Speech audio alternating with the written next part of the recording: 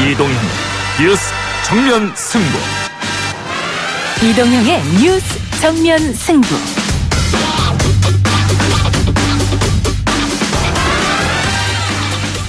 청취자 여러분 안녕하십니까, 이동형입니다. 더불어민주당 김영춘 의원이 대권 도전을 시사하는 발언을 했습니다. 먼저 듣고 오시죠. 대통령을 만들어 보기도 하고 대통령을 모시고 또 일해보기도 하고 대통령도 싸워보기도 하고 이런 다양한 경험이 있는데 저는 제가 대통령을 하면 참 잘할 것 같아요. 내가 아니면 나라를 못 구할 것 같아서.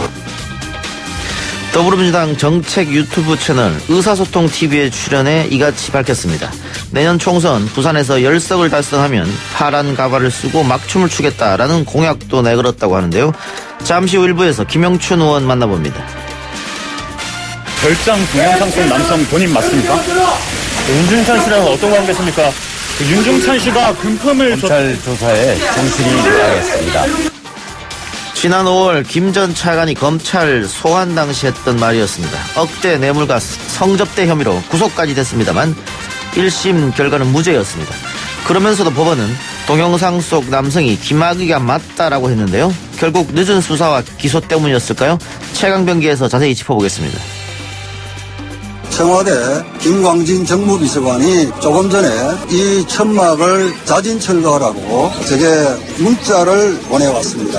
이 엄동설안에 단식 주장을 하고 있는 저 천막마저도 자진 철거하라고 하니. 자유한국당 김도읍 의원의 말이었는데요. 불법성 여부와 형평성 시비까지 번진 황 대표 천막 단식 농성과 오늘 황 대표를 찾아간 유승민 의원의 한국당 필리버스터 공조 시사 발언, 대한민국 시사개보수에서 토론해보겠습니다. 11월 26일 화요일 이동의 뉴스 정면 승부 시작합니다.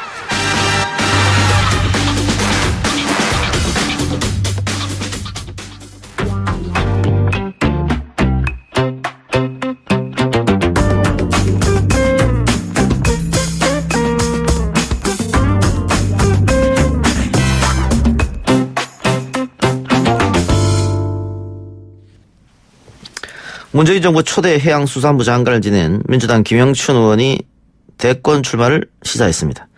해당 발언을 담은 민주연구원의 보도자료도 배포되면서 정치적으로도 여러 해석을 낳고 있는데요. 왜 이런 이야기를 한 건지 김영춘 의원 직접 연결해서 물어보겠습니다. 의원님 나와 계십니까?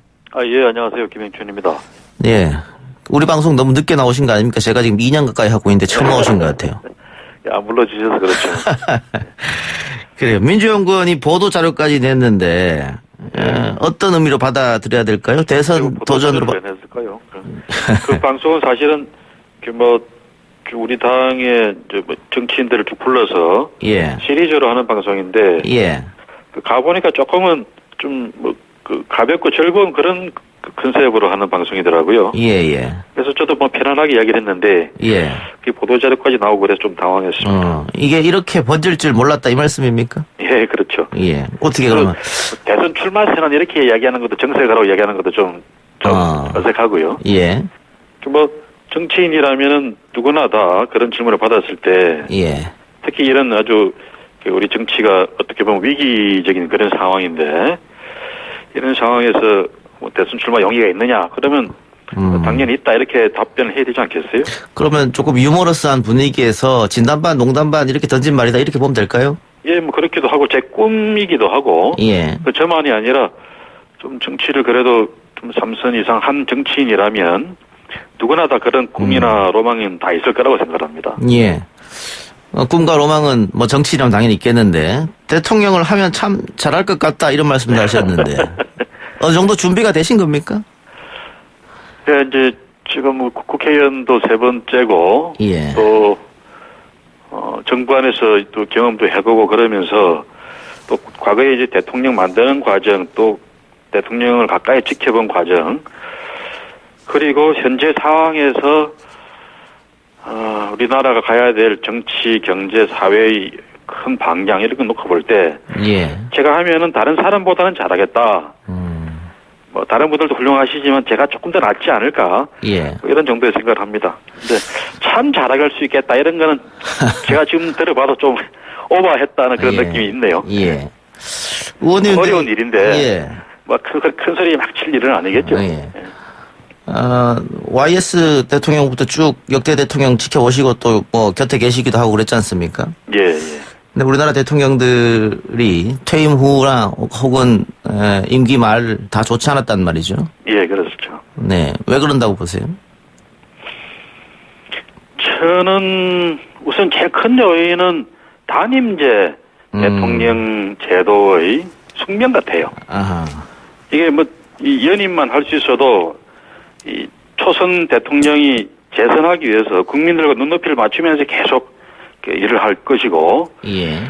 그렇게 해서 국민들이 원하고 대통령도 하고 싶은 일들을 한 단계 한 단계 좀 열심히 추구해 나가면서 결국은 그 어떤 큰 일들이 만들어지는 과정은 한 재선 때쯤 돼서 예. 꼭지가 따질 건데 그렇게 매듭지어 간다 그러면은 국민들하고도 호흡이 취하고 소통 속에서 이루어질 거란 말이죠. 예.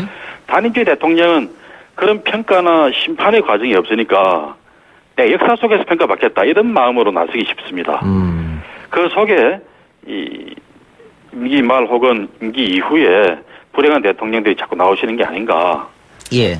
그런 생각이 듭니다. 3년만 넘어가면 레임덕 벌써 이야기가 나오기 시작하고 말이죠. 그렇죠. 예. 이 개헌 사상 부분인데 그 의원님은 그러면 개인적으로 4년 중임 제일 낫다 이렇게 보시는 겁니까? 최소한 4년 중임제로 가야 되고 예.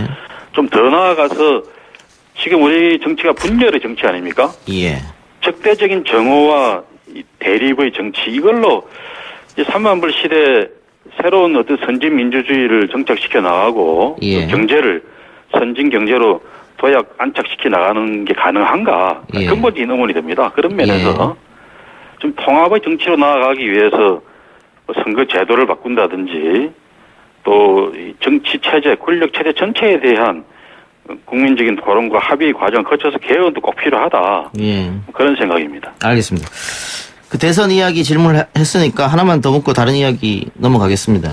예. 지금 민주당에서는 정권 초기에는 대선 주자들이 많았습니다. 포지션상으로. 예. 근데 지금 2년 반 대통령 임기가 지나서 보니까 김경수 지사라든가 이재명 지사 지금 뭐 대법원 판결을 또 앞두고 있고 안희정 지사도 어려워졌고 말이죠. 예. 이제 많은 분들이 잘 안 보인다. 뭐 이런 얘기가 좀 있어요. 예. 그 여론조사를 정기적으로 하기는 하는데 김영춘 의원의 이름이 이 여론조사 그 항목에 들어가면은 어디 높은 순위를 할 것 같아요? 뭐 지금은 뭐 지명도도 아주 약하고 그러니까 예. 뭐 잘 안 나오겠죠. 그러나 대선은 앞으로 한 3년 뒤에 있는 거니까 예. 좀 장기 레이스 마라톤을 뛴다고 생각하고 예.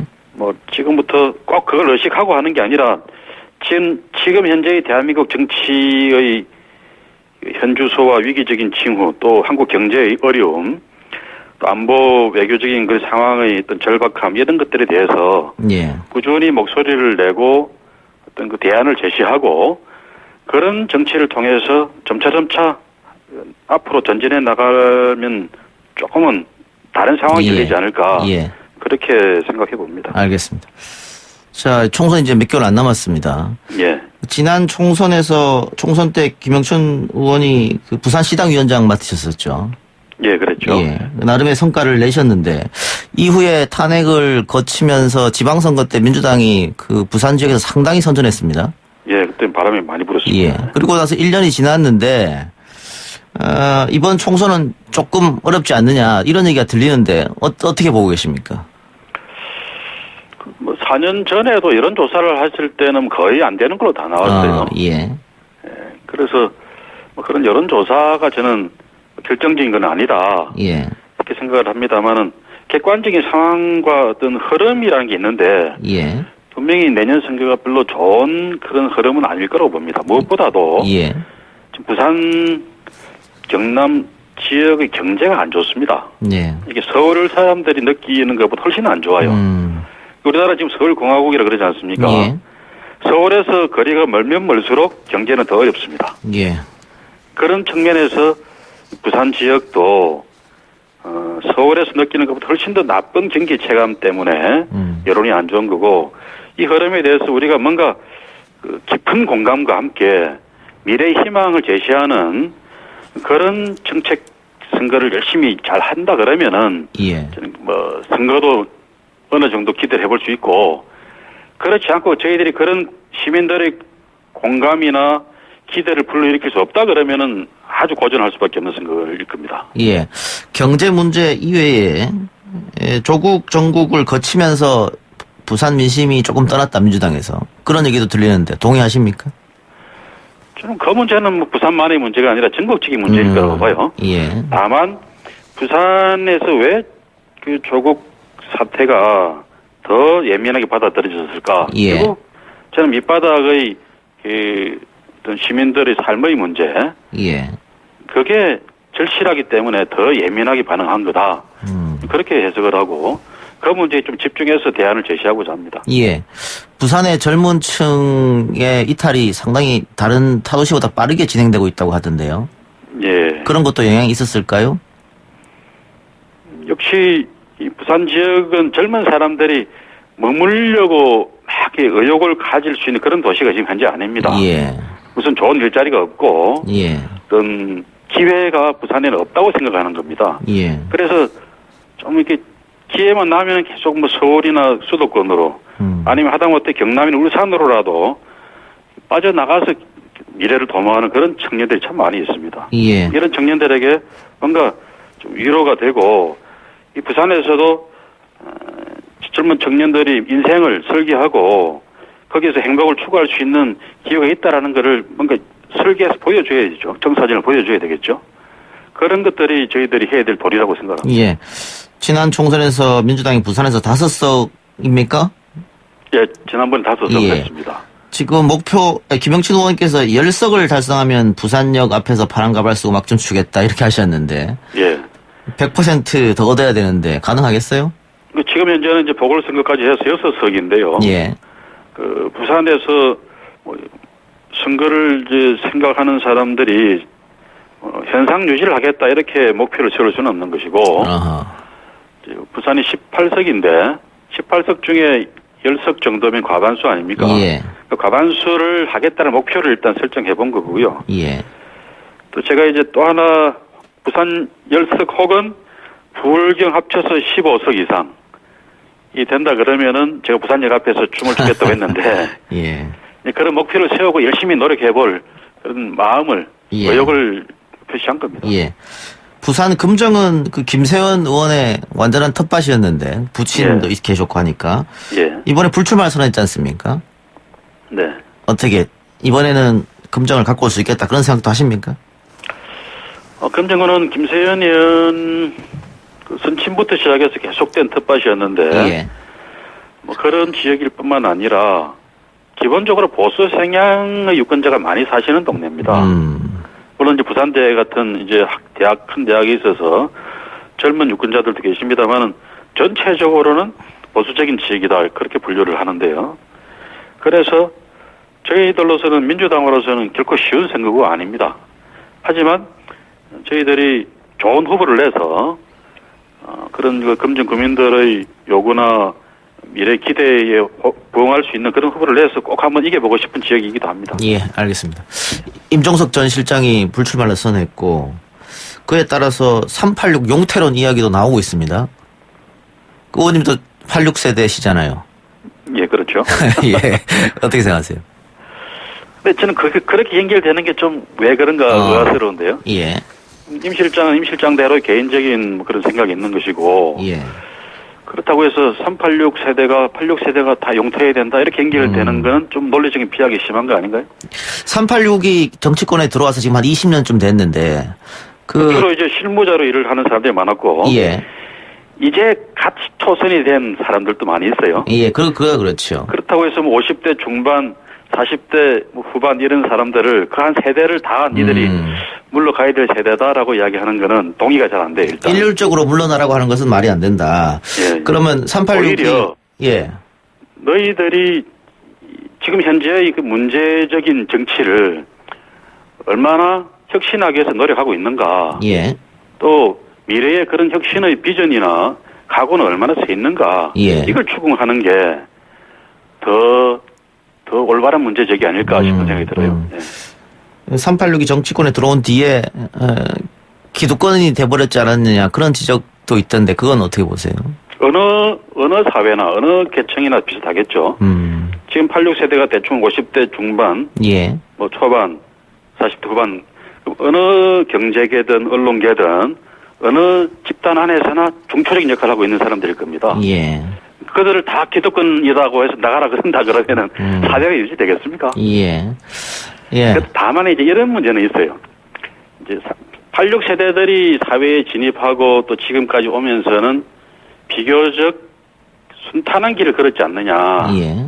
물론 86세대는 과거에 학생운동을 하고 뭐 희생을 치르게 됐습니다만 경제생활이나 사회생활 측면에서는 순탄하지 않았는가. 기회가 많이 열려있던 시대이니까. 근데 지금 청년 세대들은 그 기회 자체가 닫혀 있는데 너희들이 길을 열어줘야 되는 거 아니냐. 이런 문제 제기는 충분히 할 수 있는 저는 문제 제기로 봅니다. 알겠습니다. 마지막으로요. 지지난 대선부터 김해 신공항 문제, 동남권 신공항 문제는 계속해서 좀 논란이 됐던 부분이지 않습니까? 예, 예. 저도 지난주 주말에 부산을 갔다 왔는데 그 공항이 정말 너무 비좁더라고요. 예, 맞습니다. 공항 문제는 해결을 해야 될 것 같은데 부산 사람들의 또 열망은 있을 테고요. 또 예. TK 지역 사람들의 열망도 있을 테고 이거 어떻게 해결하겠습니까? 결국은 TK 공항과 이 동남권 관문 공항을 각각 추진하는 게 정답이지 않을까 싶어요. 이미 그런 방향으로 가고 있는 것 같고요. 예. TK 신공항도 추진이 되고 있지 않습니까? 예. 그렇다면 동남권 신공항도 같은 맥락에서 별도로 추진하는 게 맞다. 그렇다면은 지난 5년 전입니까? 지난 정부에서의 5개 시도 합의와 중앙정부의 합의. 예. 그거는 큰 틀에서는 이제 조금 다른 물꼬로 좀 전환되고 있는 게 아닌가. 그런 예. 생각이 듭니다. 예. 그 부산 분들이 그 정권도 바뀌었고 또 민주당 의원들 5명이나 뽑아줬는데 왜 변하는 게 없느냐 뭐 그런 생각을 네, 많이 네. 하는 것 같아 제가 질문을 한번 드려봤습니다. 예, 그래서 저희들도 뭐 답답한 마음에 지난 월요일 날에는 지난주 월요일 날에는 부울경 의원들 8명인 이낙연 총리를 찾아가서 예. 이 문제의 조속한 매듭을 요구하기도 했습니다. 그래요. 알겠습니다. 의원님 오늘 말씀 고맙습니다. 예, 감사합니다. 예. 지금까지 더불어민주당 김영춘 의원이었고요. 1부 순서 여기서 마치고 저는 2부 최강병기로 돌아오겠습니다. 딱딱하고 지루한 뉴스가 소설보다 흥미진진해지는 새로운 경험. 놀라셨죠? 이것이 바로 이동준의 뉴스 정면 승부.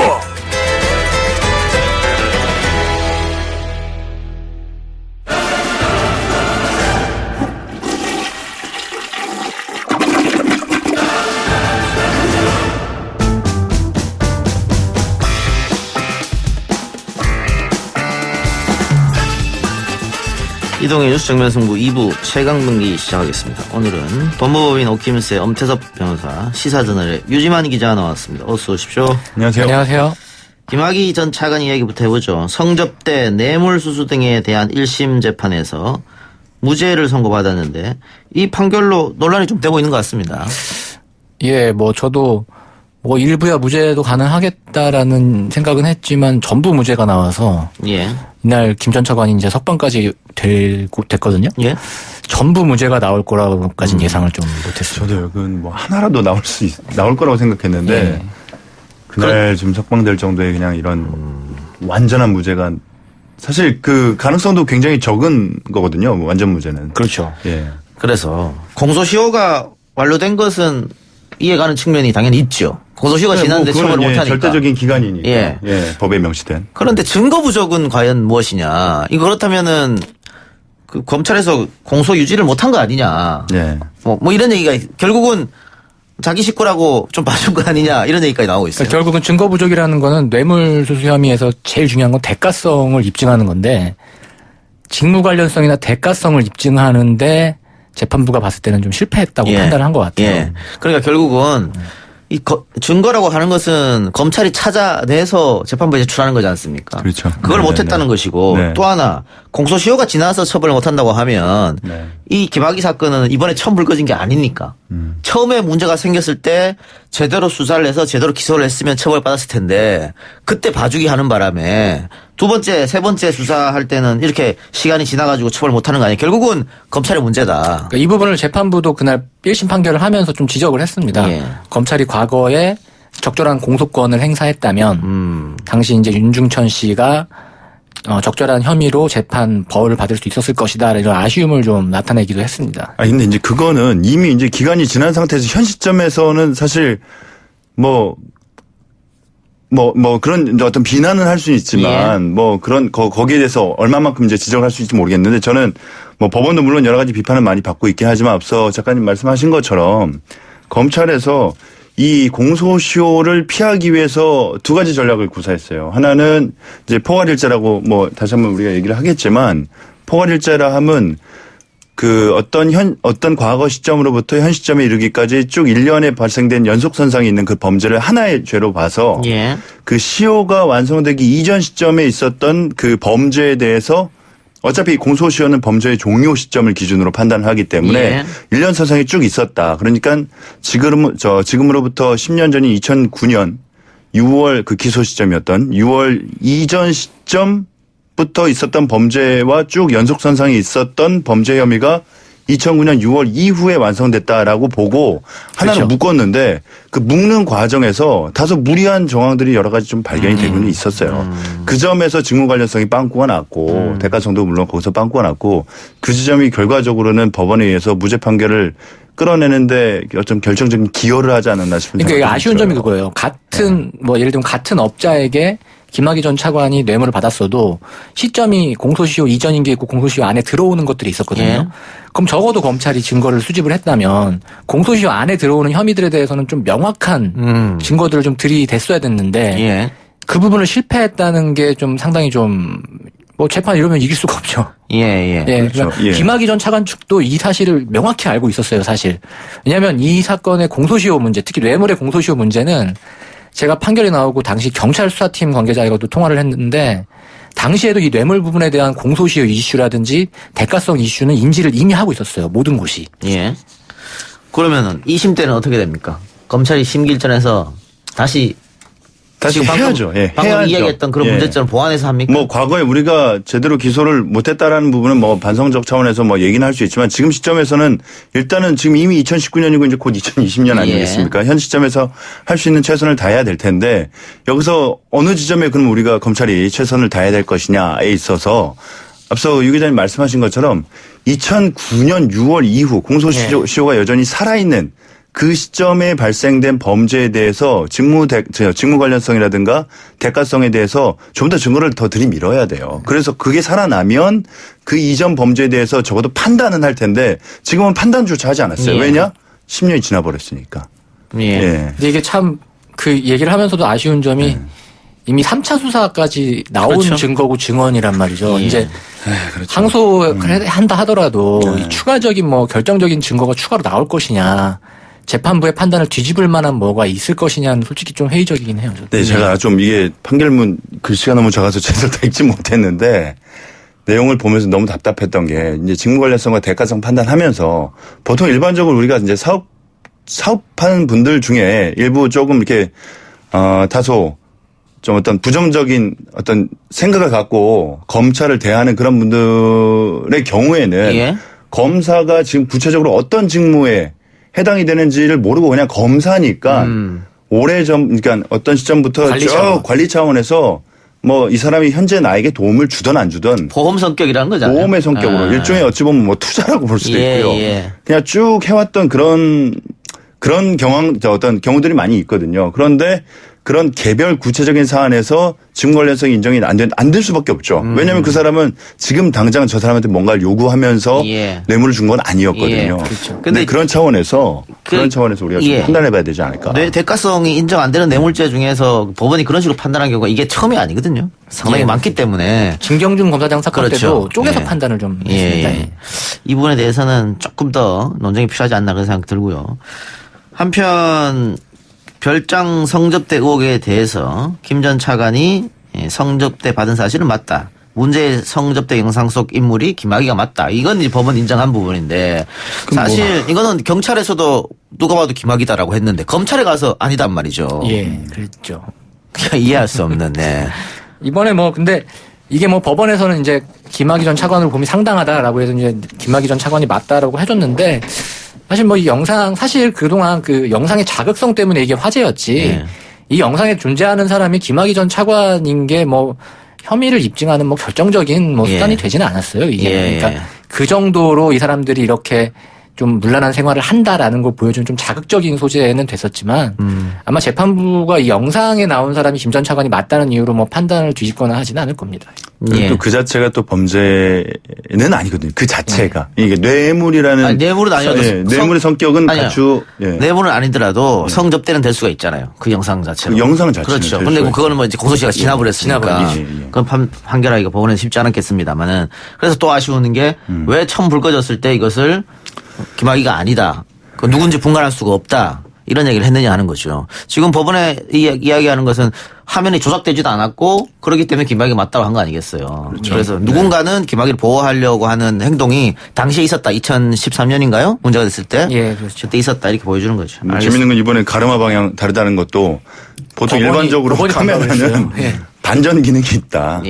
좌우 반전 기능이 있기 때문에 그건 얼마든지 가르마 방향은 바뀔 수 있다라는 얘기를 했습니다. 지금 저희 YTN 이동형 뉴스 정면 승부 보이는 라디오로 유튜브로 나가거든요. 그거 새로 고침하면 한 번은 오른쪽 한 번은 왼쪽 이렇게 반전돼요. 반전은 얼마든지 있을 수 있으니까. 그렇죠. 가르마는 얼마든지 바꿀 수 있다. 네. 알겠습니다. 다른 얘기 봅시다. 검찰이 유재수 전 부산경제부시장에 대해서 구속영장을 청구했습니다. 유 전 부시장을 소환한 지 닷새 만에 구속영장을 청구했는데 구속영장 여부를 가릴 핵심 쟁점은 어디 있다고 보십니까? 일단 유재수 전 부산시 경제부시장에 대한 혐의는 뇌물수수와 삼자 뇌물수수 그리고 수뢰 후 부정처사 이 세 가지 혐의가 적용이 됐는데요. 2017년 금융위원회 재직 당시 사모펀드 운용사 등 금융 관련 업체에서 5천만 원 상당의 금품을 수수한 혐의가 있고 그다음에 두 번째로는 동생을 업체 한 곳의 대주주가 보유한 기업에 취업하도록 한 뒤 2년치 급여로 1억 5천만 원 정도를 받게 한 것도 이제 유 전 부시장 영장에 적시된 혐의입니다. 여기도 대가성이 입증되냐 안 되냐가 상당히 큰 쟁점 아닙니까? 뭐 물론 당연히 쟁점이고요. 뇌물죄에서는 그게 가장 큰 쟁점이잖아요, 항상. 그럼요. 직무성과 직무 관련성과 대가성이 가장 큰 쟁점인데 문제는 이제 구속될지 여부에 대해서 뭐 그냥 제 판단을 말씀을 드리면 일단 금액이 일단은 상대적으로 좀 적을 뿐만 아니라 특히 그 동생의 취업을 청탁을 하고 이제 취업을 한 다음에 취업을 했다고 한다면 일을 했겠죠. 일을 한 대가로 이제 급여를 받은 것을 뇌물의 성격으로 지금 기소를 한 건데 이 부분은 다소 일단 일을 한 사실 자체는 분명히 있을 것이기 때문에 그 급여 전체를 우리가 뇌물로 볼 수 있을 것이냐에 대해서는 분명히 문제가 있을 수 있어요. 그러면은 그 부분이 만약에 부인된다고 한다면 금액이 또 현저히 떨어질 것이고. 그러니까 지금 2년치 급여로 1억 5천만 원 받았다고 했는데 2년 동안 만약에 일을 한 거면 연봉을 1억 5천만 원 그러니까 2년치 연봉 그 급여로 1억 5천 정도 한 7, 8천 되는 걸로 해서 받아갔을 수는 있는 거라서. 근데 그걸 뇌물로 하기는 좀 어렵지 않겠냐. 근데 이 사건은 이제 조금 재미있는 쟁점인 게 유재수 전 부시장의 뇌물수수 혐의도 뭐 본인에게 적용되는 혐의지만 이 사건의 가장 큰 쟁점은 사실 유재수 전 부시장에 대한 감찰이 무마가 됐느냐 이 부분이거든요. 이건 또 좀 약간 좀 다른 방향이죠. 그걸 이제 제가 질문 말씀 드리려고 했는데 대가성 얘기를 제가 왜 했냐면은 앞에 김학의 사건에서 대가성 얘기가 나왔기 때문에 이번에도 유재수 전 부산 경제부시장 같은 경우에는 내가 대가로 뭘 받은 건 아니라고 주장하고 있기 때문에 그게 쟁점이 될 거란 의미에서 그 말씀드렸고요. 자, 이게 지난 2월 달에 불거진 사건인데 이번에 소환했단 말이에요. 한 10개월 지나가지고. 검찰이. 그렇다 보면 결국은 이 청와대 감찰 무마 사건 뒤에는 조국 전 수석 혹은 그 윗선까지 얘기가 나오더라고요. 그게 이제 이 사건이 이제 본류가 됐다. 핵심이죠. 설명해 주십시오.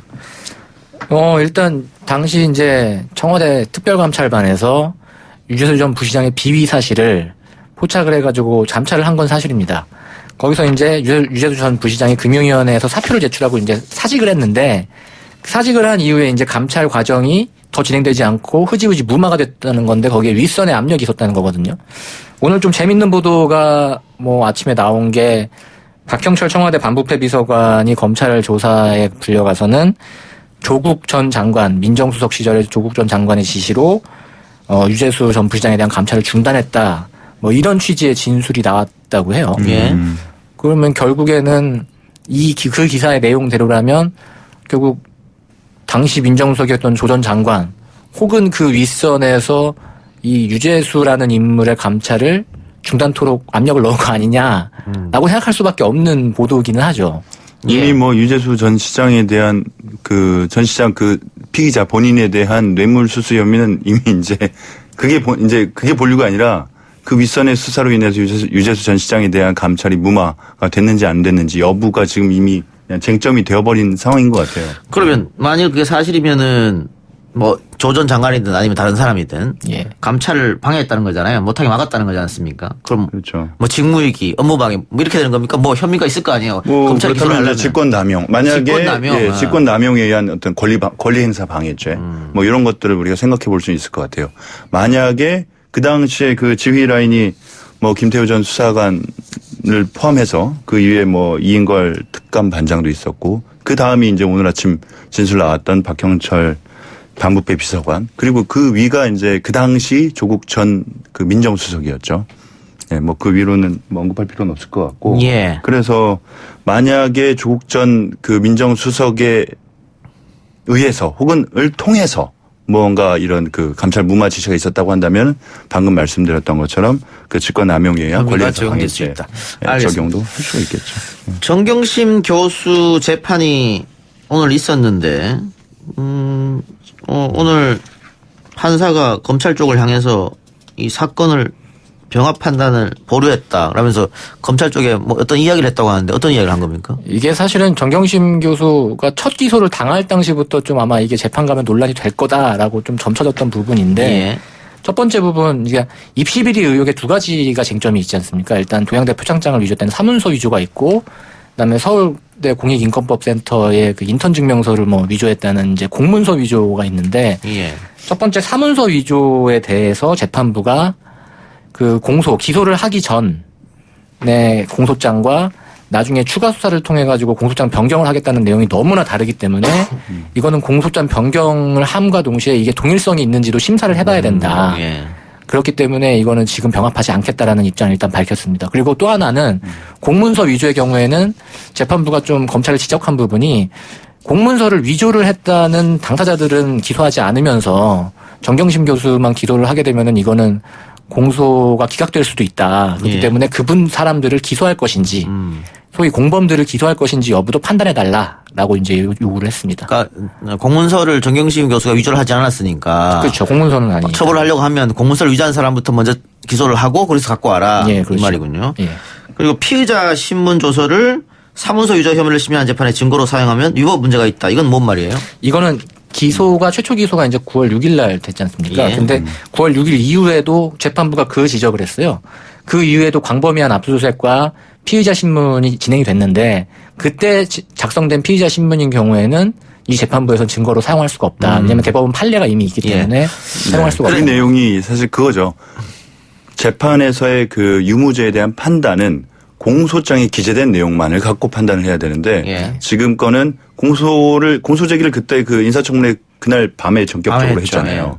그 이후에 조사된 어떤 피의자 신문 조사라든가 강제 수사 즉 압수수색 같은 것들을 통해서 확보된 그 증거들은 다 공소 제기 이후 시점에 수집된 증거들이기 때문에 그 증거를 바탕으로 그 이전 시점에 제기됐던 공소장에 제기된 혐의에 대해서는 판단할 수 없다라는 거예요. 그러니까 저희 방송에서도 이 부분을 몇 차례 지적했거든요.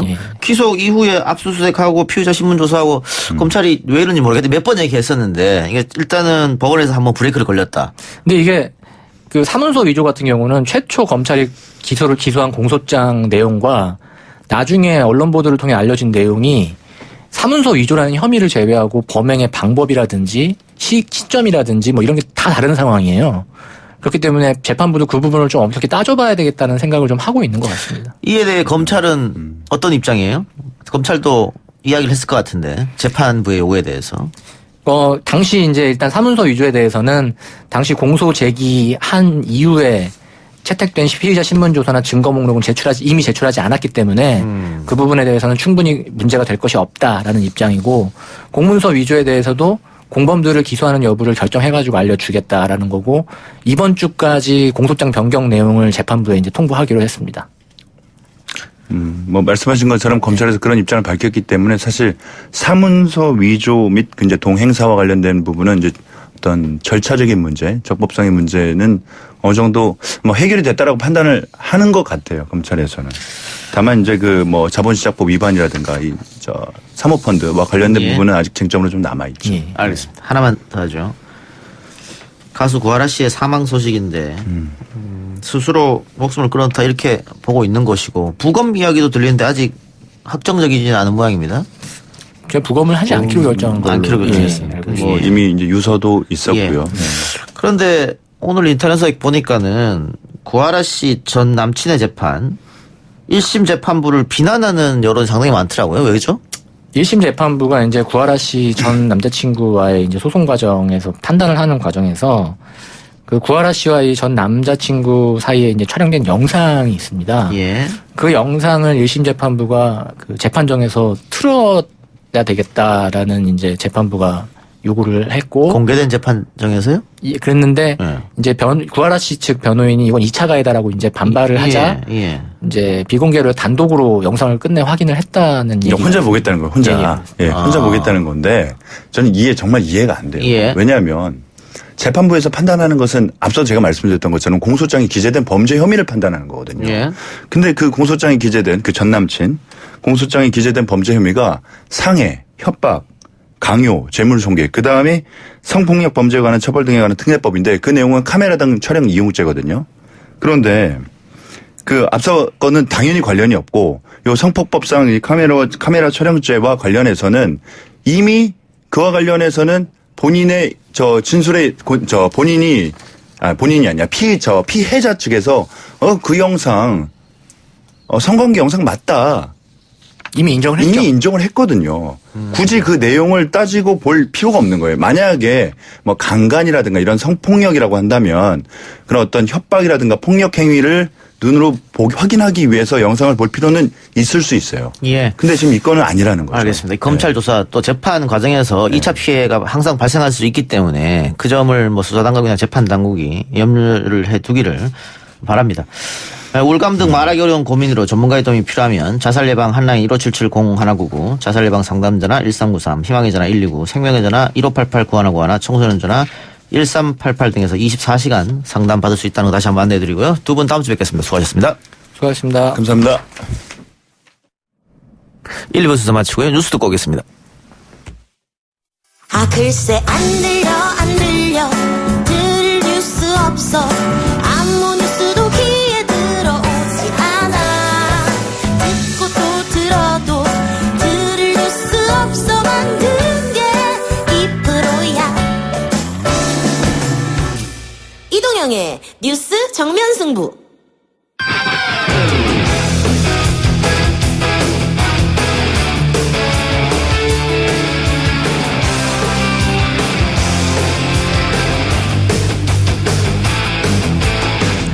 YTN 라디오 이동희 뉴스 정면승부 3부 시작합니다. 주간 스포츠 브리핑 조진성 캐스터 나왔습니다. 어서 오십시오. 안녕하십니까. 축구 얘기해보죠. 손흥민 선수 이야기가 많네요. 예, 맞습니다. 지난주 화요일에 대한민국과 브라질과의 친선 경기가 있었는데요. 손흥민 선수를 위시한 많은 좋은 선수들이 우리 대표팀에도 있었습니다. 하지만 결과는 0대3으로 패배를 했습니다. 하지만 경기 자체는 굉장히 박진감이 있었고요. 이번 이 경기가 굉장히 의미가 있었는데 월드컵 본선 개최지와 비슷한 환경에서 또 본선에서 만날 만한 강팀과의 평가전이었기 때문에 좋은 경험을 했다. 이런 평가를 받고 있습니다. 예. 결과는 3대 0입니다만 졌지만 잘 싸웠다 이거네요. 예. 예. 우리 선수들 움직임도 좋았고. 네. 예. 좋은 찬스도 있었는데 좀 아까웠고. 예, 맞불을 왔었죠. 예. 브라질 상대로. 손흥민 선수가 그 대표팀에 오면 못한다. 그 리그에선 참 잘하는데. 예. 그런 얘기는 왜 나올까요?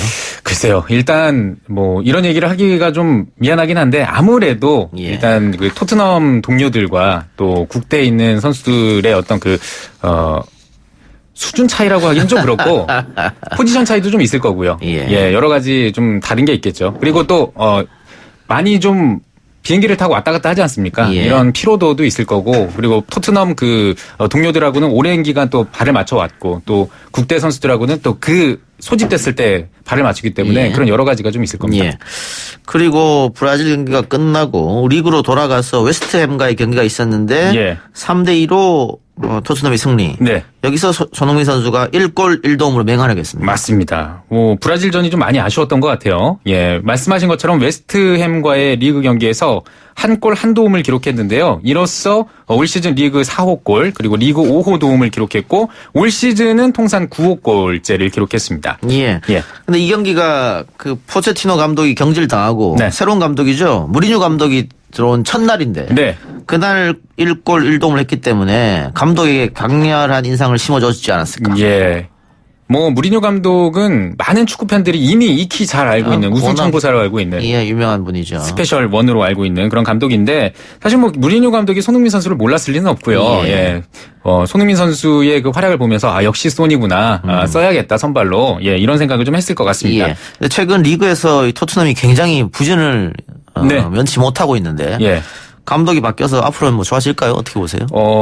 일단 감독이 바뀌면서 좀 분위기가 쇄신돼서 성적이 좋아지는 경우들이 있더라고요. 예. 그래서 또 무리뉴 감독의 어떤 그 능력이라든지 보여줬던 그 성적들을 봤을 때는 글쎄요, 믿을만 하지 않을까 이런 생각이 듭니다. 예. 분위기 쇄신이 될 것 같아요. 예. 또 손흥민 선수가 2주의 선수로 선정됐네요. 예, 맞습니다. 손흥민 선수가 EPL 13라운드 2주의 선수에 선정이 됐는데요. 리버풀의 사디오 마네 그리고 레스터시티의 제이미 바디와 함께 최전방 공격진에 이름을 올렸습니다. 예. 팀 내 평점도 최고점이고. 예. 네, 그거 좀 소개해 주시죠. 예. 영국 매체가 발표했다고 하는데. 네, 영국 매체 그러니까 토트넘의 현장을 4경기 현장 취재하는 영국 매체 풋볼 런던이 매긴 평점인데요. 이번 시즌 현 시점까지 이 토트넘 선수들에 대한 평점을 매겼는데 그중에 유일하게 손흥민이 8점을 받아서 팀 내 최고 평점을 받았습니다. 예. 토트넘이 전반적으로 부진한데 예. 손흥민 선수는 평점 8이다. 그러면 손흥민 선수는 제 몫을 해줬는데 다른 선수들이 못 받쳐줬다. 이렇게 보면 되겠습니다. 예. 그렇죠. 그러니까 이런 표현이 약간은 조금 거친 표현일 수 있는데 그 멱살 잡고 캐리한다라는 거 있잖아요. 예. 손흥민 선수가 약간 그렇게 뭔가 좀 끌고 그 팀을 좀 가는 듯한 느낌이 좀 듭니다. 그만큼 요즘 상승세예요. 예. 그래서 국내 팬들은 다른 조금 더 강팀으로 이적해야 되지 않느냐. 그런 얘기도 있죠. 그런 얘기도 나오죠. 예. 내일 챔피언스 리그가 있네요. 예, 맞습니다. 내일 새벽 5시에 있는데요. 올림피아코스와 챔피언스 리그 조별리그 5차전을 벌입니다. 손흥민 선수의 요즘 분위기라면 정말 이변이 없는 한 선발 출전은 거의 확정이라고 보면 될 것 같고요. 현재 토트넘이 2승 1무 1패로 조 2위입니다. 올림피아코스는 1무 3패로 조 최하위인데요. 오늘 올림피아코스를 이기게 되면 챔피언스 리그 3연승으로 16강 진출을 확정하게 됩니다. 다음 달 12일에 바이에른 뮌헨전이 있는데요. 원정 경기인데 이 경기 결과와 상관없이 내일이죠. 내일 올림피아코스를 이기게 되면 16강에 진출합니다. 알겠습니다. 새벽 경기 지켜보기로 하고요. 예. 야구 이야기 해보죠. 안타까운 사고가 있었네요. 예, 맞습니다. 한화 투수 김성훈 선수가 옥상에서 실족해서 유명을 달리했습니다. 김성훈 선수는 기아 타이거스 김민호 수비 코치의 아들이기도 한데요. 김성훈 선수 2017년 신임 드래프트를 통해서 한화에 입단해서 지난해 7월에 1군에 데뷔했고 15경기에 출전해 1패, 평균 자책점 4.84를 기록하면서 유망주 투수로 기대를 모았는데 안타까운 소식이 들려왔습니다. 예, 올 시즌 어느 정도 해줬기 때문에 내년 시즌이 더 기대됐던 선수고 또 김민호 수비 코치의 아들 김민호 선수는 과거 오비 시절에 활약했던 그런 선수인데 비버가 전해졌네요. 그렇습니다. 안타깝습니다. 네. 예, KBO 리그 시상식 MVP는 린드블럼 선수가 받았습니다. 맞습니다. 예. 10월 2일과 3일에 실시한 투표에서 880점 만점에 가장 많은 716점을 받아서 MVP가 됐는데요. 다승, 승률, 탈삼진 이 3개 부분에서 1위에 오르면서 투수 부문 3관왕을 차지했습니다. 예. 신인왕은 누가 받았습니까? 신인왕은 정우영 선수가 받았는데요. 총점 550점 중에서 380점을 얻었습니다. LG 핵심 불펜 투수로 활약했던 정우영 선수가 신인왕이 됐네요. 알겠습니다. 자, 마지막으로 많은 야구 팬들 특히 SK 팬들의 관심거리였죠. 김강현 선수가 올 시즌을 끝으로 메이저리그에 가느냐 안 가느냐. 네네. 결국 그건 계약 관계가 있기 때문에 맞습니다. SK에서 허락을 해줘야 되는 부분인데 어떻게 됐습니까? 허락을 해줬습니다. 원래 김광현 선수가 2021년 시즌이 끝나야지만 FA 자격을 얻을 수가 있었습니다. 계약상으로는. 하지만 SK가 김광현 선수의 메이저리그 진출을 허락하면서 이제 김광현 선수가 2014년 샌디에이고와 협상에 실패하고 나서 국내에 잔류한 뒤에 예. 재도전, 메이저리그에 재도전을 하게 됐습니다. 예. 현재 뉴욕 매치의 주간 방송사인 뉴욕 스포츠넷이 26일에 김광현 선수에게 뉴욕 매치가 관심이 있고 또 캔자스시티, 애리조나, LA 다저스 그리고 시카고 컵스도 흥미를 보이고 있다. 이런 보도를 보내기도 했습니다. 예, 자완 투수에 고속 슬라이더를 장착한 선수이기 때문에 네. 분명히 관심 갖고 있을 팀도 있을 테고 다만 지난번 너무 헐값에 데려가려고 하다가 네. 김광현 선수가 남은 거 아니겠습니까? 그렇죠. 이번에도 그렇게 많은 돈을 메이저리그에서 쓰진 않을 텐데 이번에는 아마 자존심보다는 한번 평생 꿈이었던 무대에 서려고 하는 생각이 더 강하지 않을까. 예. 그리고 또 SK와 어쨌든 SK가 좀 대승적인 차원으로 놔줬기 때문에 예. SK 입장에서도 좀 돈을 많이, 그러니까 김광현 선수 입장에서도 SK에게 좀 돈을 많이 주고 싶을 겁니다. 그래서 협상이 좀 잘 돼야겠죠. 예. 또 김광현 선수는 그 친구이자 라이벌이죠. 예, 유현진 네. 선수가 맹활약하는 거 보고 나도 한번 저 무대에 서봐야겠다. 네. 이런 꿈들을 많이 갖고 있는 것 같아요. 예. 류현진 선수가 또 이번 시즌 정말 엄청났지 않습니까? 예. 그거 보면서도 또 많은 자극을 받지 않았을까. 예. 내년 시즌에 김광현과 유현진 선수가 또 함께 뛰는 모습을 봤으면 좋겠네요. 네. 알겠습니다. 오늘 스포츠 소식 여기까지 듣죠. 조지선 캐스터 고맙습니다. 고맙습니다. 이 작가야, 궁금하다. 이 작가야, 문자 줄게. 질문다오. 여러분은 지금 웃으며 정보를 입수하고 편안하게 참여하는 이동형의 뉴스 정면 승부와 함께하고 있습니다. 생방송에 참여하고 싶은 분들은 샵 0945, 우물정 0945번으로 단문 50원, 장문 100원의 문자 메시지를 보내주시거나 예스 앱으로는 무료로 참여할 수 있습니다. 지금 바로 보내주세요.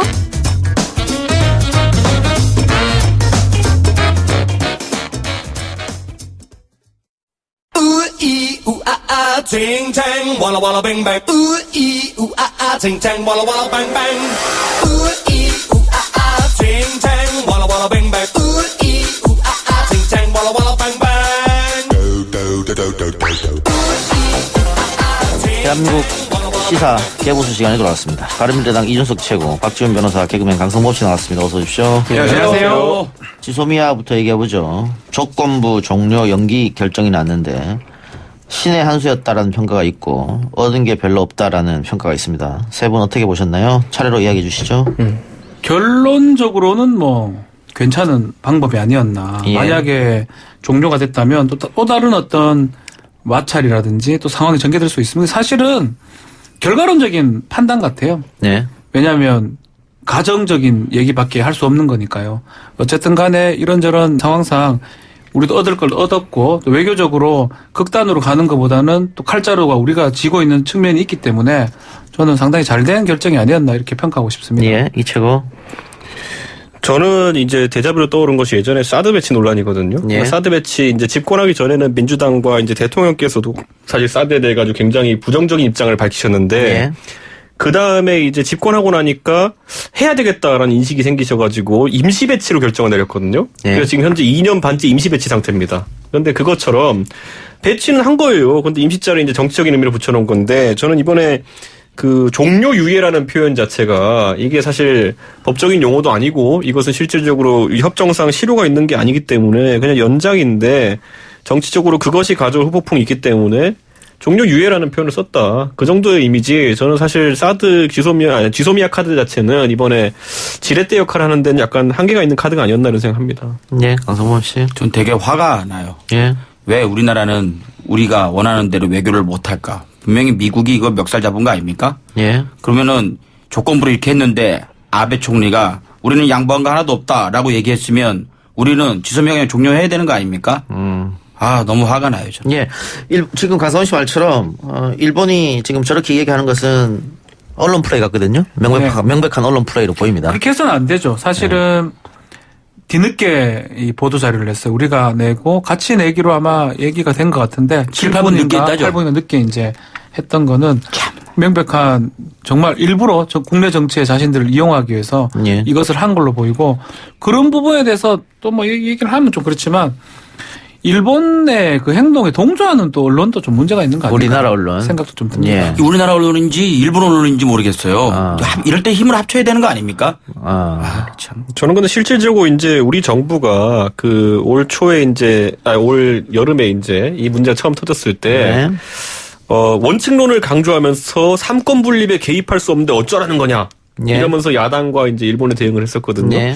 그러다 보니까 지금 타협안을 어쨌든 정부도 제시를 해야 되는 상황인데 그 운신의 폭이 굉장히 좁아요. 왜냐하면 지금 뭐 문희상 의장안이라고도 나와 있고 그리고 근본적으로 이제 그러면은 그 삼권 분립에 따르면 사법부가 판단한 거는 기업 재산 몰수하라는 거 아닙니까? 예. 근데 그걸 하지 않는 방법들이 나오게 되면은 과거에 야당이나 아니면은 그런 이야기를 하는 사람들이 공격했던 전례가 있기 때문에 입장 전환이 쉽지 않아요. 예. 그렇기 때문에 저는 정부가 지금 상황에서 사실 그런 탈출구를 어떻게 마련할지가 굉장히 중요한 상황이다. 그리고 실질적으로 그걸 마련하지 못하면은 한 달 뒤에 아까 강성범 씨 이야기한 것처럼 자 그럼 이제 지소미아 종료해라라는 국민 여론이 생겼을 때 지금 이미 국제적으로는 미국이 갱신이라는 단어를 썼고 우리나라가 종결할 수 있는 방법이 없다고 보는 의견도 있거든요. 그런 상황 속에서 양쪽에 끼어가지고 아무것도 못하는 상황이 나올 수도 있습니다. 예.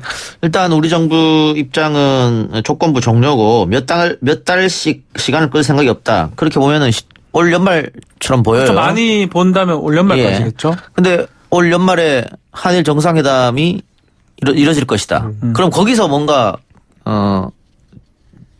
좀 결정적인 외교라는 건 사실은 정해진 틀이라는 건 없거든요. 예. 국내법적인 요소라면 지금 우리 이준석 최고위원 말처럼 어떤 절차가 있고 어떤 제도가 규정에 따라서 할 수 있는데 외교라는 거는 뭐 외교 국제 조약도 있지만 그렇다고 하더 더 우선인 거는 뭐 좀 그냥 단도직입적인 말로 정상끼리 만나서 뭐 이렇게 하자. 이렇게 합의 보면 사실 끝날 수 있는 부분이거든요.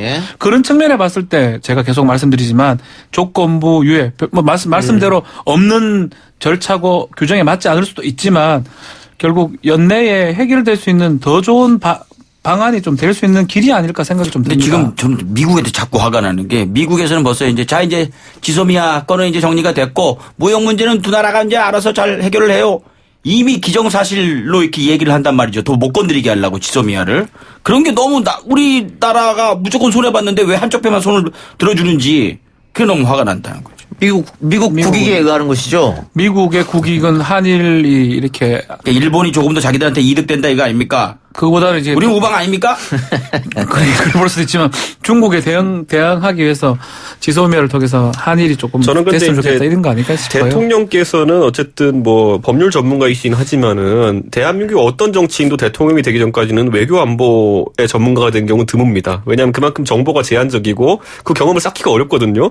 자 그렇다면 저는 이런 외교적 분쟁이 있어가지고 참모진의 역할이 굉장히 중요하다. 이 직업적으로 하셨던 분들의 제안이 중요한데 이번에 보면 NSC에서 결국 지소미아 관련 판단들을 했는데 그때 보면은 지금 언론에 보도 나오는 것이 김현종 차장을 주축으로 한 김유근, 김현종 이분들을 주축으로 한 분들은 강경파로서 지소미아 파기를 이제 종용했고 실질적으로 주무장관이었던 정경두, 강경화 이런 분들, 정용 이런 분들 같은 경우에는 다소 유보적인 입장을 취했다라고 이야기했거든요. 그럼 이번에 결과적인 판단을 여기에 평가가 있어야 될 것인 게 저는 대통령에게 앞으로도 참모들이 올바른 조언을 현실에 맞는 조언을 하길 바랍니다. 이게 대통령이 구미에 맞는 조언과는 약간 다른 것이 예전에 6.25 때 보세요. 6.25 때 보면은 북한이 탱크 밀고 쳐들어오니까 이승만 대통령이 그때 신성무 국방장관한테 물었다는 거 아니에요. 탱크 우리 못 막지 않냐 그랬더니만은 각하 막을 수 있습니다. 명령만 주시면 평양까지 쳐들어가겠습니다. 그랬더니 오케이 해가지고 나라가 꼴 났거든요. 그러니까 저는 참모진들이 정확한 제안을 했어야 되는데 이번에 과연 뭐 세밀한 평가를 통해 가지고 인사 조치를 할 사람이 있으면은 꼭 해야 됩니다. 이번에 이게 반복될 수는 없습니다. 러시아 때도 그렇고 지금도 그렇고 뭐 미국과 협상도 그렇고.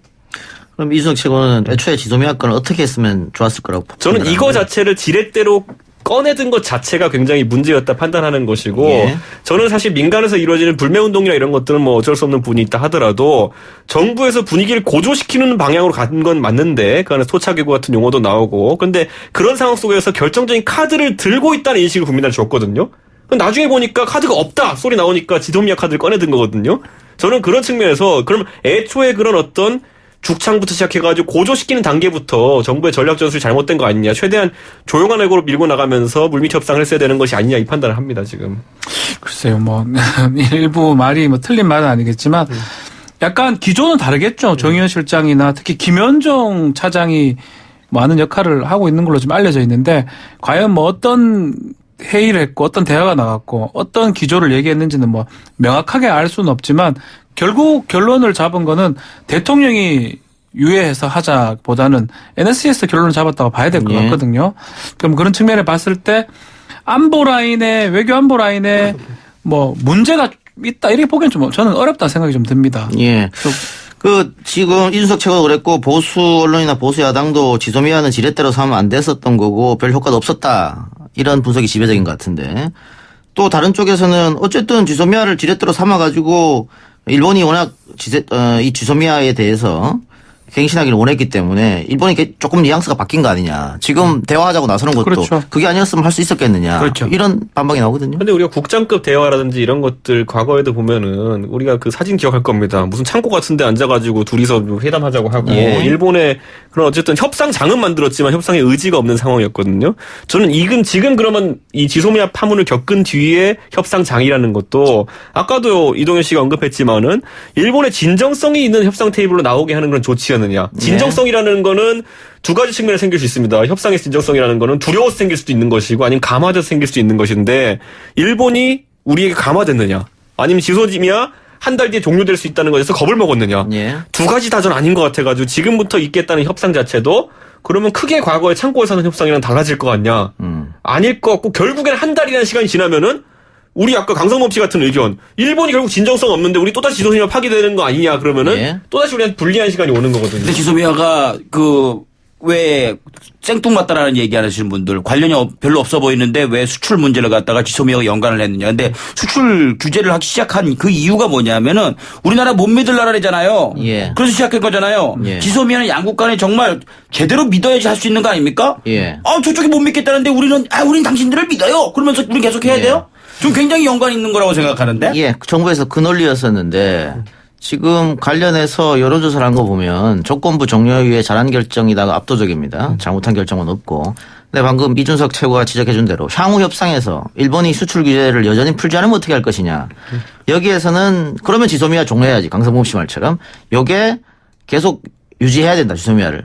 보다 약간 높아요. 그러니까 이거는 다 결과론이에요. 외교는 논리적일 수도 없는 거고요. 이 나라 간의 문제는 어떻게 보면 약육강식 아니겠습니까?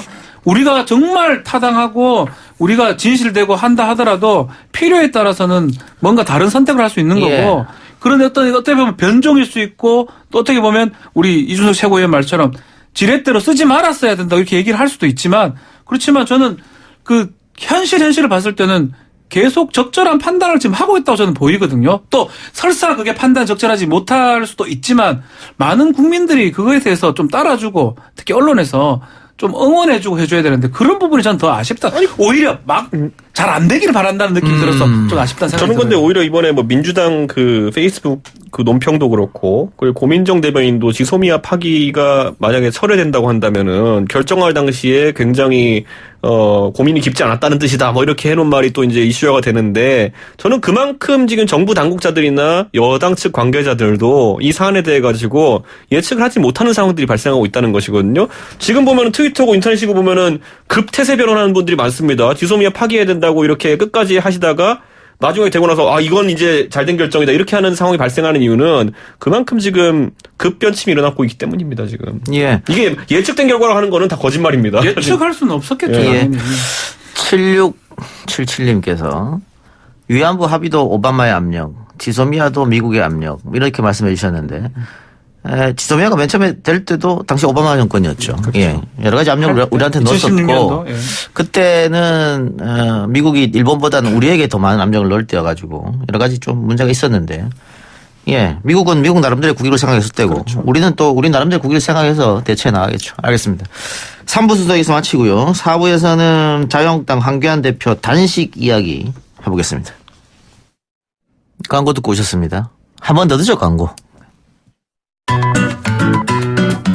뉴스 신동 이 작가와 함께하는 비포장 뉴스 해학 뉴스 정면 승부. 이동의 뉴스 정면 승부 4부 시작하겠습니다. 자, 단식 이야기 해본다고 했는데요. 지금 황교안 대표 단식이 7일째를 맞았는데 일단 황교안 대표 단식에 대해서 국민 3명 중 2명은 공감하지 않는다. 자유한국당 지지자들 층에서 조사는 오히려 지지가 늘어났는데 중도층에서 반감이 좀 심한 것 같아요. 그리고 1085님 황교안 단식하는 이유가 뭡니까? 이렇게 주셨는데.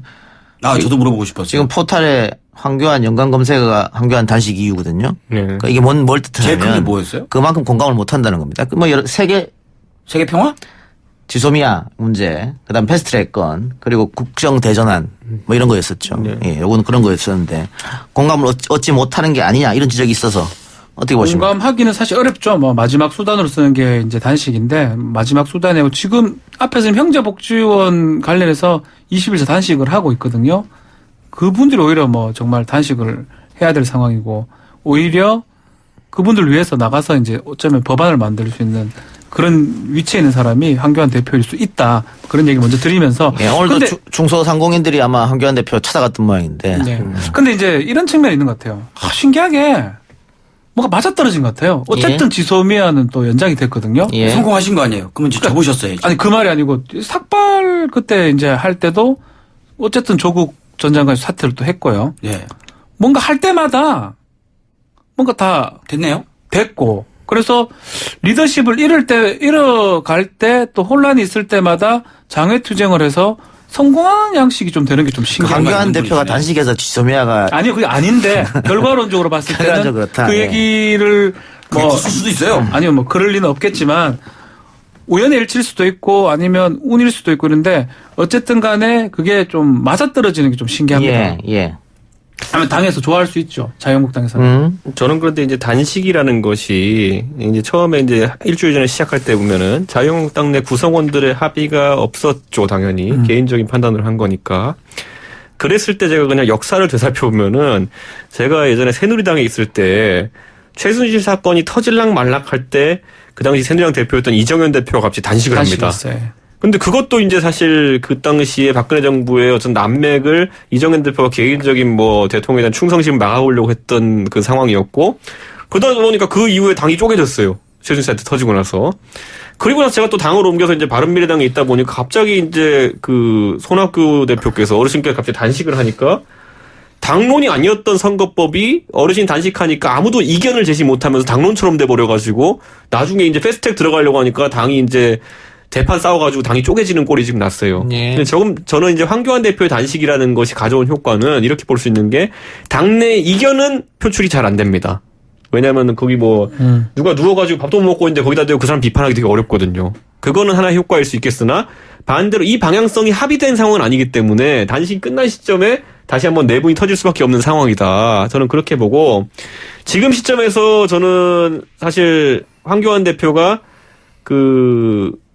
던져놓은 아젠다들이 있어요. 예를 들어 보수 대통합이라든지 이런 것들. 그럼 저도 단식을 그때 이제 새누리당 13일 정도 해봤는데 한 4일 지나면요.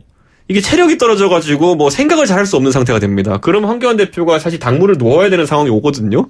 근데 이미 그 상태가 지속되고 있고 그럼 전국 현안들은 이제 전부 다 이제 소멸되어 가는 겁니다. 황교안 대표의 관리에서. 그러니까. 그 상황이 이제 황교안 대표가 단식을 끝냈을 때 다시 회생시킬 수 있겠느냐 하면 좀 약간 어려운 부분이 있을 거라고 봅니다. 뻔한 얘기겠지만 단식이라는 건 진짜 아무도 목소리를 안 들어주고 관심을 안 가지는 정말 소외받은 사람들이 할 수 있는 최후의 수단인 건데 거대 정당의 대표께서 지금 할 일이 태산인데 저렇게 누워버리시면은 어떻게 하는가.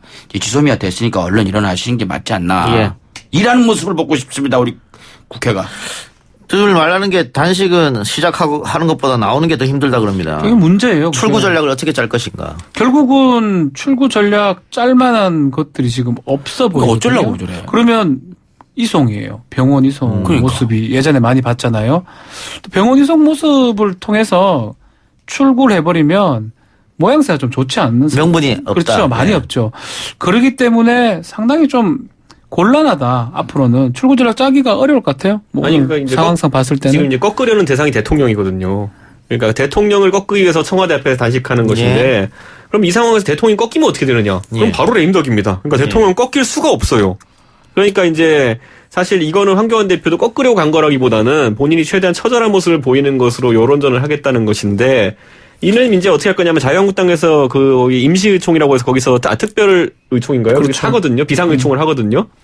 가서 한번 비상의총에서 결의를 할 겁니다. 황교안 대표는 단식을 그만두게 하고 대신 원내 투쟁 방법으로 이런 걸 우리가 대신 하겠습니다. 하고 병원으로 이제 이송되도록 할 것인데 저는 여기에 또 이제 어제인가요? 굉장히 또 특수한 인물이 한 명 등장하는 게 그 홍준표 대표가 등장합니다. 예. 근데 이게 참 묘한 게 뭐냐면 홍준표 대표가 평소에 황교안 대표에게 우호적인 발언을 많이 안 하시던 분이에요. 적이었죠. 예. 그런데 이제 이번에 가가지고 아주 합리적인 협상안을 던져놓고 왔어요. 예. 근데 그게 뭐냐면 결국에는 공수처에 대해 가지고는 민주당이 약간 그 원하는 대로 가고 선거법에 대해서는 자유한국당이 원하는 대로 이제 패스트트랙 가지 말자. 뭐 이런 취지의 협상을 제시했는데 이건 언젠가 자유한국당의 원내 지도부 나경원 의원 또는 황교안 대표가 제시하면서 단식을 빠져나올 때 써야 되는 것인데 이걸 홍준표 대표가 와가지고 그냥 문안 인사하고 여기다 문패에다가 내 거 이렇게 걸어놨기 때문에 이걸 황교안 대표가 들고 나가가지고 단식을 종결시키면은 중재자 홍준표 뭐 이렇게 돼버리는 겁니다. 정 맞네요. 저기 맞아. 그래서 저는 이거는 굉장히 홍준표 대표가 빗장을 애매하게 걸어놨다 이런 판단이 들고 황교안 대표가 그 카드를 쓸 수 없는 상황이 됐기 때문에 좀 고민이 많아지지 않을까 그런 생각이 됩니다. 예.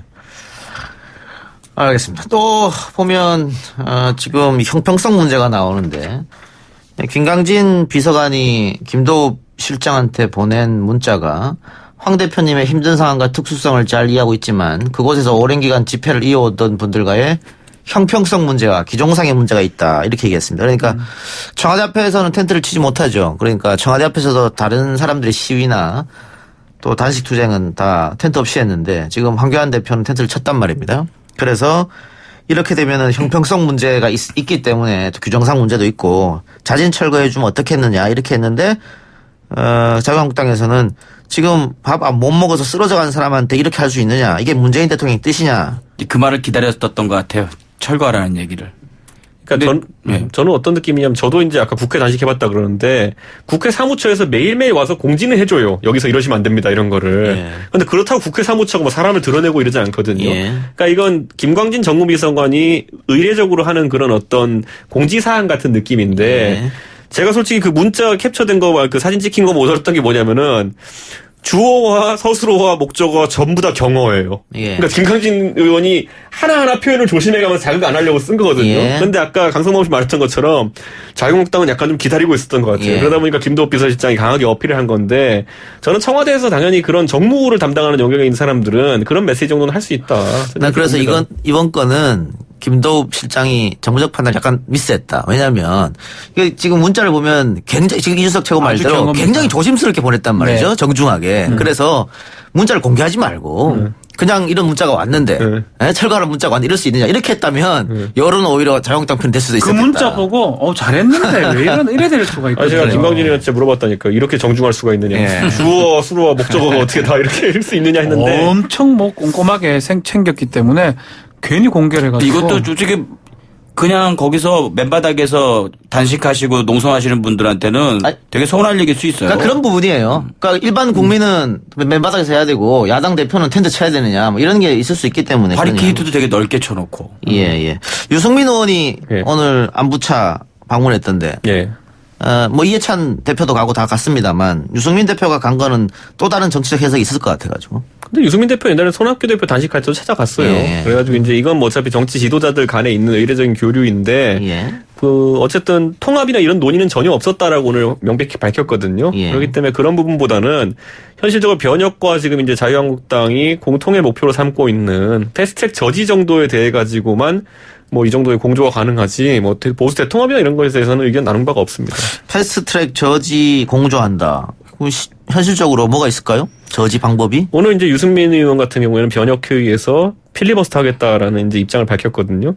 근데 이거는 청취자분들이 좀 필리버스터가 실질적인 대안이 되느냐라고 말씀하실 텐데 과거의 테러방지법 필리버스터는 하나의 법안에 대한 필리버스터였기 때문에 종결되면 그 다음 임시회에서 무조건 가결되는 거였기 때문에 강제성이 좀 떨어졌고 그래서 중간에 중단시켰는데 이번에 패스트트랙이라는 거는 4개의 법안이 검찰청법까지 4개의 법안이 뭉쳐진 그겁니다. 그래서 하나의 법을 통과시킬 때마다 필리버스터가 들어가게 되면은 그 임시회를 계속 개최해야 됩니다. 근데 그 절차 자체가 굉장히 길기 때문에 실질적으로 저지 수단으로서 사용이 가능합니다. 그걸 필리버스터를 뭐 협조하겠다는 아니, 그걸 했어라도 맞겠다. 자유한국당 할 때 같이 하겠다 이 말이겠죠. 그렇죠. 아닙니다. 자유한국당 오히려 하겠다는 결정을 아직 안 했습니다. 그래. 아니, 뭐 할지 안 할지 모르겠지만 그럼 우리는 하겠다. 의원직 총사퇴입니까? 아니, 그러니까 자유한국당 뭐 할지 모르겠고 네. 거기는 아까 말했듯이 제가 봤을 때는 지금 이제 제가 정의당 분들하고 교류해 보면은 정의당은 지금 어쨌든 패스트트랙 공조에 같이 들어가 있는 것처럼 보이지만은 예. 결정적인 순간에 아까 홍준표 안 같은 타협이 나올 것을 굉장히 두려워하고 있어요. 예. 왜냐하면 그만큼 홍준표 안이라는 것이 정치하는 사람들이 보기에는 저게 은근히 타협하면 나쁘지 않다. 그런데 제가 아까 말했듯이 또 그것의 변수는 뭐냐면은 홍준표 대표, 그러니까 황교안 대표가 그렇게 뭐 공조가 잘 되지 않았던 홍준표 대표가 내 아니다라고 이제 홍준표 아니라고 알박기려는 상태이기 때문에 황교안 대표가 선뜻 그거를 받아들이기도 어려운 상황이 됐습니다. 그래서 그게 하나 변수가 됐지 실제로는 타협안이 나올 가능성이 굉장히 높습니다. 근데 방금 뭐 패스트트랙 공조 얘기했습니다만 바른미래당이 패스트트랙 공조했었는데 지금 유승민 의원은 공수처법, 선거법 다 왜 다 반대합니까? 갑자기? 지금 우리 선거법에 대해서 명시적으로 아까 말했던 필리버스터를 통한 반대를 명시했고요. 네. 공수처 같은 경우에는 권은희안을 저희가 기반으로 변혁해서 논의를 했었기 때문에 네. 그거는 그 다음에 이제 논의하기로 저희가 이제 얘기한 게 왜냐면은 이 패스트트랙이 모호한 게 뭐냐면요. 자, 변혁이나 야당 입장에서는 그 패스트트랙 공조에 참여하지 않은 당 입장에서는 어떤 최종안이 나오면 거기에 대한 찬반을 결정해야 됩니다. 예. 근데 지금 사법개혁안도 그렇고 그다음에 선거개혁안도 그렇고 민평당이나 아니면은 민주당 쪽에 있는 분들이 최종안이 나온 게 없어요. 250대 50인지 240대 60인지 아니면 225대 75인지 준연동인지 연동인지 중선거구제인지 나와야지 거기에서 우리는 이거 찬성 반대다 할 수 있는데 그게 안 나왔기 때문에 모호한 상태가 좀 지속되고 있는 그러니까 겁니다. 유승민 대표가 필리버스터를 하겠다라고 한 거 이것도 알박기 아닙니까? 아닙니다. 그거는 알박기라기보다는 원안 그대로 올라가는 경우 그리고 합의가 안 된 선거법이 올라갈 경우에는 필리버스터 하겠다는 건데 의외였어요. 합의를 할 의향이 있는 건 그건 궁금하네요. 사실 지금 이 정도 아니 그러면 선거법은 그렇다 치고 공수처법은 민주당이 권은희 안으로 합의가 되면은 할 수 있는 겁니까? 근데 민주당에서 지금까지 권은희 안에 대해서도 부정적인 의견이 있다고 이제 전해오고 있기 때문에 네. 저는 오히려 지금 이제 패스트트랙 하려면 두 개의 산을 넘어야 되는 게 그 공조하는 쪽에서 하나의 최종안이 나오고 그리고 예를 들어 변혁에서도 최종안이 나오고 요 정도로 그리고 자유한국당까지 한 3개 정도 안이 나오면은 교착점을 찾을 수 있는데 지금 한 8개 정도 안이 떠돌고 있습니다. 사법개혁안도 지금 보면은. 그렇기 때문에 이거는 단순화를 좀 시켜야 됩니다. 아니 그러니까 크게 봤을 땐 자유한국당은 공수처법 자체를 반대하니까 백혜련 안과 권은희 안 중에 민주당이 그런 백혜련 안 포기하고 권은희 안을 가겠다라고 하면 변혁이나 바른미래당은 오케이 할 수 있느냐 말입니다. 변혁에서는 권은희 안보다 지금 이제 조국 사태를 겪으면서 더 위험 요소들이 생긴 부분을 메꿔야 된다고 주장하고 있는 사람들이 많습니다. 지금. 그러니까 점점 안 하겠다고 가는 것 같은데요. 하기 싫죠 사실은. 그러니까. 네. 그러니까 사실은 결국은 글로 가는 것 같습니다. 네. 바른미래당이 당론이었지만 권은희 안이 결국 변혁은 뭐 지금 나왔다고 봤을 때 결국은 자유한국당과 같이 간다고. 권은희 안이 당론이 아니었습니다. 저희가 왜냐하면 저희가 패스트트랙에 있어서 당론이라는 거는 의총에서 3분의 2 이상의 이제 동의를 받아야 되는데 당론이 아니라 다수안이라고 그냥 김관영 원내대표 올려보낼 수가 없었던 게 당론이라는 건 강제할 수가 있습니다. 예, 여기에서 우리가 4명이 앉아가지고 당론으로 뭘 지정하면은 가서 딴 투표 못 하거든요. 근데 자유투표를 할 수밖에 없습니다. 이거는 그렇기 때문에. 변혁은 뭐 결국 자유한국당과 같이 갈 가능성이 높은 거 아니에요? 아니 뭐 20대 국회 뭐 이런 국회가 다 있습니까? 뭐 타협을 할 생각들을 서로 안 해요? 아니 근데 연동형 비례대표제를 하면 이것보다 더 심한 다당 구도가 생깁니다. 예. 어찌됐건 모여서 얘기를 좀 해요. 더 월급 받으면은. 지금 안 받는데. 예. 아까 우리가 지금 패스트트랙을 저지하는 방법 여러 가지 얘기를 했습니다만은 그 중에 의원 총사퇴 이야기 나오고 있습니다. 자유한국당 내에서. 그게 오히려 쇼죠. 가능한 얘기가 아니죠. 아니 해도 문희상 의장께서 그거를 받아들여야 되는데 문희상 의장님 같은 경우에는 뭐 사실 사상 초유의를 본인이 방망이 두드리고 싶지는 않을 겁니다. 그렇기 때문에 그거는 뭐 당연히 무시하고 넘어가실 거기 때문에 그거 하려면 진정성 있으려면요 임기도 좀 남고 있을 때 4월 달쯤 했으면 모르겠는데 지금 해봤자 뭐 제 생각엔 진정성 없죠. 바른미래당의 오신환 원내대표를 비롯한 변혁 의원 전원에 대한 징계 절차에 착수했다. 이렇게 되면 뭐 이제 확정적이네요. 당이 갈라진다는 것은. 신당으로 간다. 맞네요. 제가 다시 한번 저희 당 어르신께서 요즘 심기가 불편하신 거에 대해 가지고 이런 무리수를 자꾸 이제 언론에 노출되게 하는 것에 대해서 제가 사과드리겠습니다. 예, 어르신 잘못이겠습니다. 12월 달에 신당을 만들겠다. 그런 얘기를 유승민 의원이 했었는데 지금 뭐 움직이고 있는 겁니까? 12월 8일을 저희가 이제 창당 발기 인대를 하기로 결정했기 때문에 실제로 12월 중으로 창당 절차가 진행되고 빠르면 12월 말, 늦으면 1월 초에 창당이 완료될 걸로 보입니다. 12월 3일 부의 다 끝나고 이제 그걸 얘기하기 좀 그렇지만 유승민 의원의 생각은 패스트를 좀 뭐 어떻게 자유한국당 좀 막고 그리고 새로 신당을 하는 건가요? 어떻게 되는 건가요? 저는 이제 이게 그게 8, 9일 날에만 상정이 돼가지고 이제 처리 시도를 할 가능성이 높은데 시간상 예. 그때 신나게 필리버스터 하겠다는 거죠. 부의 이후에 상정이니까요. 예. 그럴 때 필리버스터 해가지고 막자 이겁니다. 제가 바라는 건 다음 국회 때 20, 30, 40대가 국회의원 주류가 돼서 그 다음 차차기 대통령은 40대 대통령이 좀 나왔으면 좋겠습니다. 젊은 사람들이죠. 예. 젊다고 정치를 잘하는 건 아니잖아요. 못하더라도 저는 바꿔야 된다고 생각해요. 이렇게 머리가 굳어있는 분들이 하는 것보다는 서로 양보 안 하는 사람들보다는. 이준석 최고위원 있네 옆에 30대. 빨리 해요. 금방 40대 돼. 뭔 소리야. 많이 해도요. 나중에 하면 선거법으로 잡혀갈 수도 있어. 지금 해도 지금. 예. 안철수 전 국민의당 대표의 측근 김근식 경남대 교수. 우리 YTN에도 패널로 자주 나오시던데 바른미당을 탈당했네요. 박 변호사랑 친하잖아요. 알긴 하는데 저도 보도로 봤습니다. 통화 안 해봤습니까? 뭘 통화를 보수 통합을 위해서 큰 역할을 하겠다. 저는 이제 얘기를 했네요. 이제 김근식 교수가 대표적인 안철수 대표의 측근으로 알려져 있는데 제가 사실 내부 회의에서 굉장히 볼멘 소리로 안철수계 분들한테 한번 이야기한 적이 있는 게 지금 아까 이제 이동영 씨도 변혁의 창당 과정이 좀 이제 늦어지는 것에 대해 가지고 관심을 가졌는데 사실 안철수 대표 의중이 중요하다고 안철수계에서 이제 이야기를 하는데 제가 한번 이야기했던 게 아니 이게 진짜 친박계는 감옥에 계신 분들을 모시고도 정치를 하고 박지원 의원 같은 경우에는 돌아가신 분의 의중을 받아서 정치를 하는데 안철수 대표는 소통이 왜 안 되냐 지금 이런 지적을 한번 한 적이 있는데 김근식 교수가 오히려 안철수계 의원들보다 더 빨리 행동하는 걸 보고 이게 무슨 상황인가 제가 약간 저도 의아하게 뉴스를 봤습니다. 마라톤 요즘 안철수 대표가 풀코스 뛰시잖아요. 마라톤은 혼자 하는 운동이거든요. 본인과는 싸움이죠. 그렇죠. 그래서 주변 얘기를 안 들으시는 것 같기도 하고. 도로 미국에 가서 뭐 의견 듣는다는 얘기도 또 있더라고요. 김 교수가요? 아니요, 뭐 김 교수 말고 다른 또 바른미래당 출신들은 전화하면 되잖아요. 그러니까요. 아니 안철수 대표 이미지가 같아요. 막 첨단 이런 거라 가지고 왠지 막 그쪽 팀들은 막 홀로그램으로 대화하고 뭐 이럴 것 같은 이미지인데 지금 현실은 그렇지 않다. 직접 가셔야 된다는 게 저도 이해가 약간 안 돼가지고 진짜 또 소통이 안 되는 거예요 지금? 아예? 그러니까 전화로 해서 이제 의견을 제대로 받을 수 없다. 중요한 판단을 내려야 되는 시점이다 보니까 그렇게 모여서 하는 걸 할 수 있겠지만은 그래도 이렇게까지 의중을 모를 수 있나 서로 이건 약간 좀 저는 의아해서 희한하네. 특이합니다. 큰 그림이 있을 수 있겠죠 뭐. 있겠죠. 네. 모르겠습니다. 알겠습니다.